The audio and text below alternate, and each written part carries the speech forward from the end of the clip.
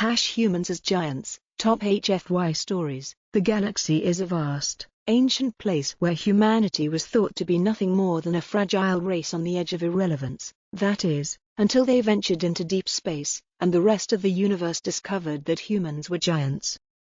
Chapter 1, The First Contact. It began on the lush planet of Tarvax 4, a world filled with sprawling forests and rivers that sparkled under twin suns. The Tarvaxi people, a diminutive, squirrel-like species no taller than 2 feet, lived in harmony with nature. They were skilled engineers, crafting towering cities nestled in the treetops and powered by bioenergy.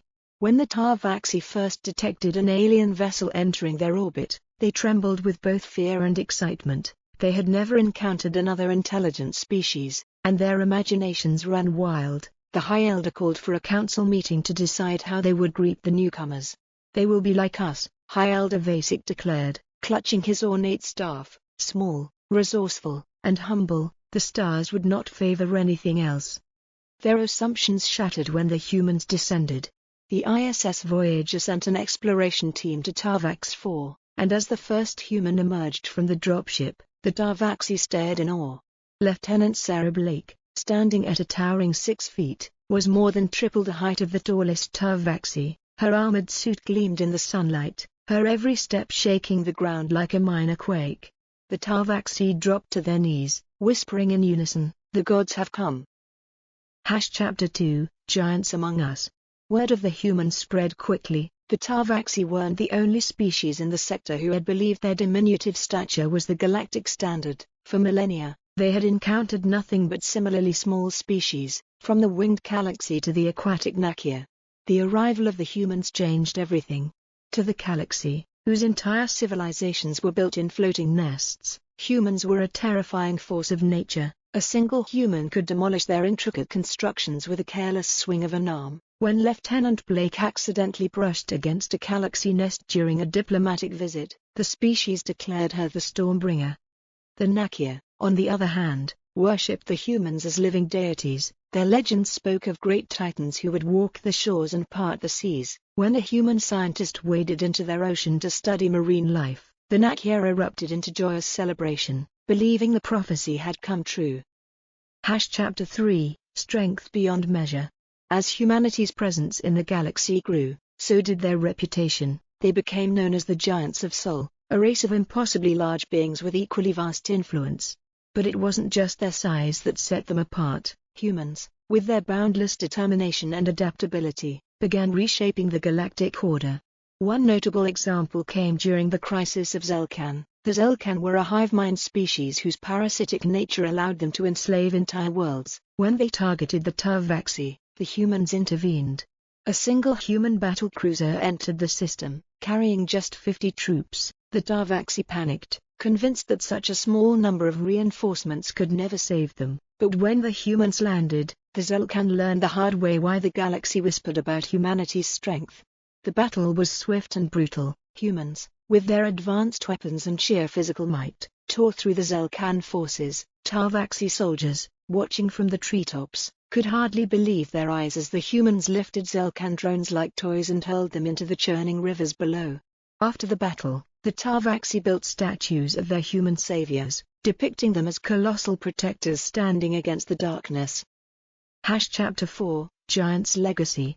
As humanity's reputation grew, so did their responsibilities. Not all species welcomed the giants with open arms. Some feared humanity's power, seeing them as a threat to the fragile balance of the galaxy. The Zervani Empire, a coalition of smaller but technologically advanced species, began to rally others to resist humanity's influence. Their propaganda painted humans as conquerors, their size and strength used as tools of oppression. Humanity, however, embraced a different narrative. They didn't see themselves as giants to be feared, they saw themselves as guardians. One of humanity's greatest victories came not through warfare, but through diplomacy. When the Zervani attempted to blockade a vital trade route, the human ambassador, Xavier Cole, met with their leaders face to face. Literally. The Zervani delegation, barely reaching his knees, trembled as Cole kneeled before them, leveling his gaze with theirs. "We are not here to dominate," he said, his voice calm but resonant. "We are here to stand beside you. Giants only tower when others kneel. Let us rise together. The gesture of humility shocked the Zervani. It wasn't long before the blockade was lifted, and humanity's reputation shifted once again, from fearsome giants to benevolent protectors.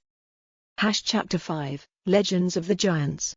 Centuries later, the galaxy teems with stories about humanity's role in shaping its history. Some tales speak of human warriors holding back entire fleets with their bare hands, others recount human engineers building colossal structures that could withstand supernovas. For the Tarvaxi, humanity remains a source of inspiration. To this day, their children grow up hearing bedtime stories of the sky giants who saved their world. But humanity knows the truth. Their strength is not in their size or their technology, but in their unyielding spirit, their ability to rise above fear, to protect those who cannot protect themselves, and to forge bonds that transcend even the greatest of differences.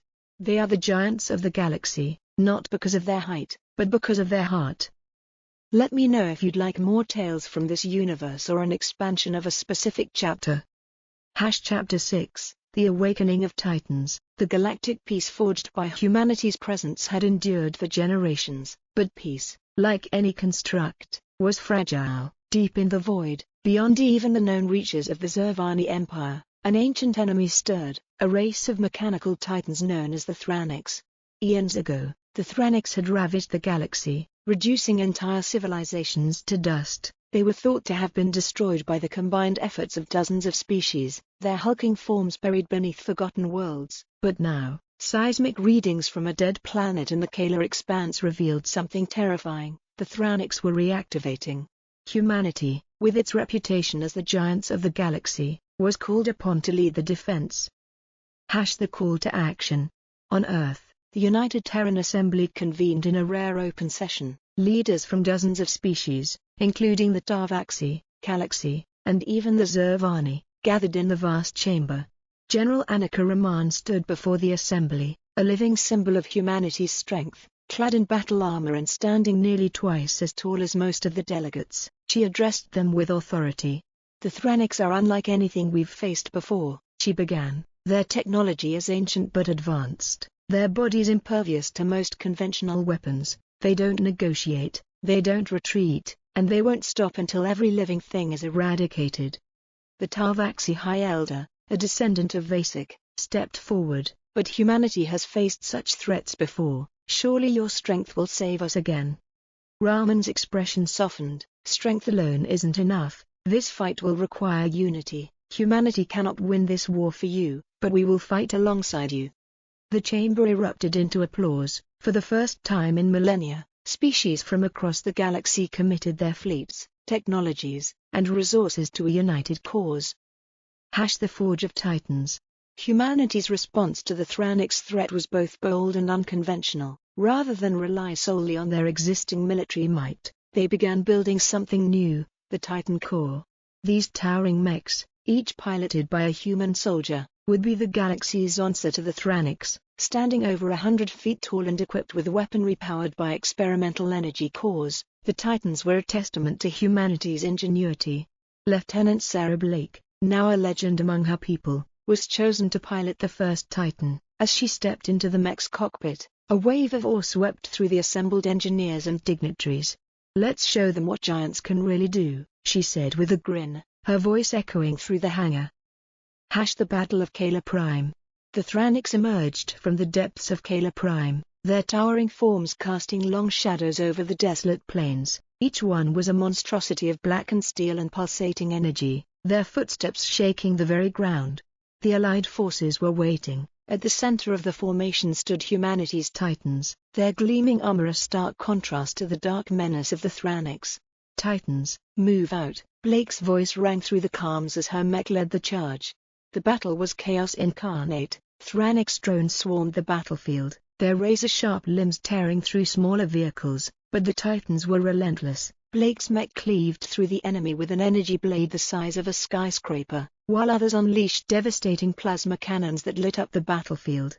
For hours, the battle raged. Despite their efforts, the Allied forces began to falter as more Thranics reinforcements emerged. It wasn't until humanity deployed their final weapon, a Titan equipped with a prototype gravitational disruptor, that the tide began to turn. As the disruptor activated, it created a localized black hole, pulling dozens of Thranics into its event horizon. The remaining machines faltered, their coordination disrupted. With a rallying cry, the Allied forces pushed forward, driving the Thranics back into the abyss. A giant legacy. The victory at Kala Prime came at a cost. Many lives were lost, and even humanity's titans bore scars from the battle, but the galaxy had been saved. As the dust settled, the Allies gathered to honor their fallen. High Elder Vasik's descendant stood before the towering wreckage of a destroyed titan, her small frame dwarfed by its enormity. "Humans are giants not just in size, but in courage and heart," she said, her voice carrying across the crowd. "They have shown us that even in the face of extinction, we can rise together. For that, we owe them everything." The war against the Thranics was far from over, but humanity's place in the galaxy was cemented. They were no longer just giants, they were legends. Epilogue, the stars remember. Years later, stories of the Titan Core and humanity's heroics spread across the galaxy. Statues of human titans stood in alien cities, symbols of unity and strength. But humanity did not rest. They knew the Thranics were only one of many threats lurking in the void, and so, they continued to build, to explore, and to protect. For as long as the stars shone, humanity would stand tall, a beacon of hope for all who needed it. Let me know if you'd like to expand further, add new twists, or dive deeper into this universe. Chapter 7, The Architects of Giants. The defeat of the Thranics on Kala Prime was a turning point, but it wasn't the end. Humanity knew that victory had been a temporary reprieve. The Thranics' capabilities were far greater than what they had seen so far. To ensure survival, humanity sought to understand the origins of both their enemies and themselves. Deep in the archives of Earth, forgotten research was unearthed, data from humanity's earliest ventures into space. It suggested that the Thranics were not natural constructs but the creations of an ancient race known as the Architects, a civilization lost to time. The Architects, records revealed, had been giants in their own right, far larger than even humanity. Their technology had shaped galaxies, their ambitions unmatched, but their downfall was their arrogance. The Thranics had been designed as tools of war, only to rise up and destroy their creators. Humanity faced a chilling realization: their own size and resilience might not be a coincidence. Could they be descendants, or experiments, of the Architects themselves? The journey to the lost world. Determined to uncover the truth, humanity launched an expedition to the fabled lost world of the Architects. The journey led them to a distant star system, its planets orbiting a dying sun. On the fourth planet, shrouded in ash and ruin, the team discovered remnants of an ancient city. The structures were colossal, dwarfing even humanity's titans. Crumbling towers reached into the stratosphere, and broken bridges spanned entire continents. Within the ruins, they found what they had hoped and feared: a massive vault, still active, pulsed with energy. Inside were records left by the Architects. These revealed the horrifying truth: the Architects had created humanity as a failsafe. "We were their contingency plan," whispered Drive, Elena Kai, the lead xenologist. "They made us in their image, smaller but stronger in spirit, capable of surviving where they could not. We were meant to be their successors." The revelation spread across the galaxy, altering humanity's perception of itself. They weren't just giants by chance, they were heirs to a legacy of unimaginable power and responsibility. The rising threat. The Architect's vault contained more than just records. It held dormant Thranics drones, ancient prototypes far more advanced than what humanity had faced. When the vault was disturbed, these drones awakened, broadcasting a signal into the void. The galaxy braced for the return of the Thranics, but this time, humanity wasn't unprepared. Using the knowledge gained from the Architects' technology, humanity began constructing a new generation of titans, larger, faster, and smarter than ever before. These colossals were equipped with weapons capable of disrupting Thranics' neural networks and shielding entire fleets from their devastating attacks. The final stand. The Thranics returned in force, their fleets blotting out the stars. The battle began on the edge of the Milky Way, where the Allied forces had fortified their position.